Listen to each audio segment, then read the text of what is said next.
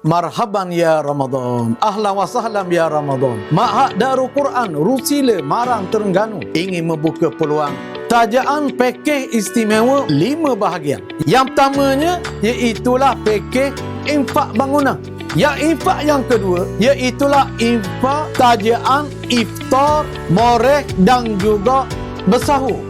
Dan juga infak yang ketiga iaitulah infak khatam Al-Quran di Ma'had Darul Quran. Kita ada majlis khatam Al-Quran. Kita boleh atur nama arwah keluarga kita seramai yang mungkin. Yang keempatnya, infak santunan mahabbah, bahagian daripada staf-staf kaki tangan kita yang berkhidmat di Ma'had Darul Quran ini. Dan yang kelimanya iaitulah infak ihya Ramadan, menghidupkan Ramadan. InsyaAllah kita boleh pilih mana-mana infak, ataupun kita ingin taja ke semua daripada 5 bahagian tajaan ini. Mudah-mudahan kita akan dapat pahala ganjaran membelanjakan harta kita pada bulan Ramadan. Mudah-mudahan apa yang kita belanjakan itu akan memberi sahang kepada kita berkekalan pahalanya di sisi Allah Subhanahu wa taala.